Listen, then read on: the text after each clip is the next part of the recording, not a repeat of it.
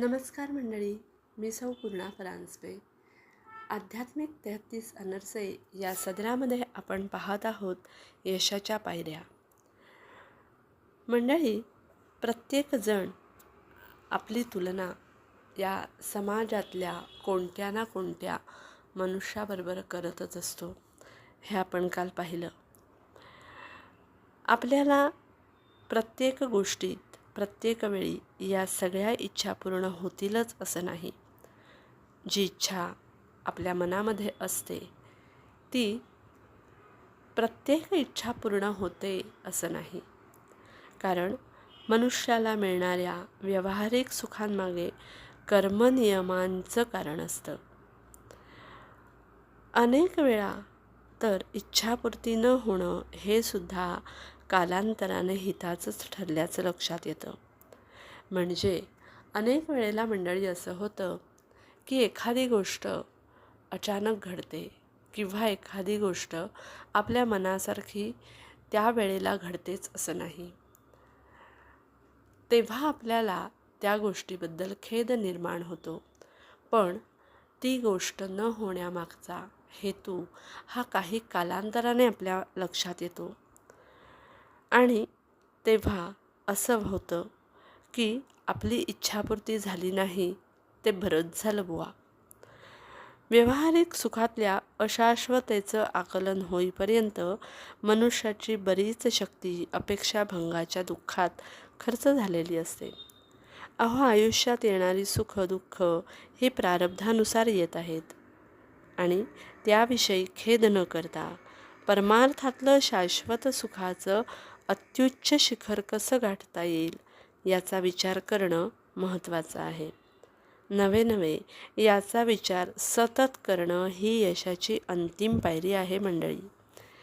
अहो, या पायरीवर पोहोचून खेदविरहित अंतःकरणाने जर आपण म्हणत राहिलो की कुठल्याही संकटापुढे मी डळमळीत होणार नाही बरं, माझी निष्ठा ढळणार नाही, माझी भक्ती बदलणार नाही मंडळी, तर भगवंत स्वतः तुमच्या पायरीवरती येऊन तुम्हाला भक्तिमार्गावरच्या चढत्या क्रमाने येणाऱ्या प्रत्येक पायरीवरती घेऊन जातो.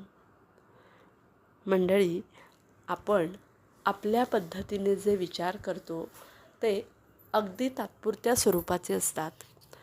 म्हणजे बघा, अनेक वेळेला आपल्याला अशा काही गोष्टी समोर घडतात की त्या का घडतायत हे कधीकधी कळतच नाही. आपल्या मनामध्ये असणारी एखादी इच्छा आणि आपल्या समोर घडत असणारी किंवा आपल्या आयुष्यामध्ये एखादी गोष्ट घडत असेल तर या सगळ्याचा ताळमेळ लावणं तेव्हा आपल्याला शक्य नसतं.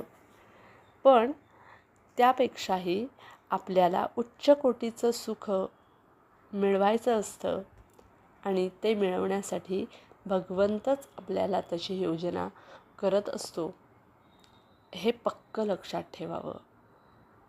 आपल्या हातनं संकल्प घडत नाही तर आपल्या हातनं काही ना काहीतरी विपरीतही घडत असतं आणि हे विपरीत घडूनसुद्धा कधीकधी आपल्याला यशाच्या मार्गावरती अगदी सुखरूप जाण्याचा मार्ग भगवंतच मिळवून देतो मंडळी.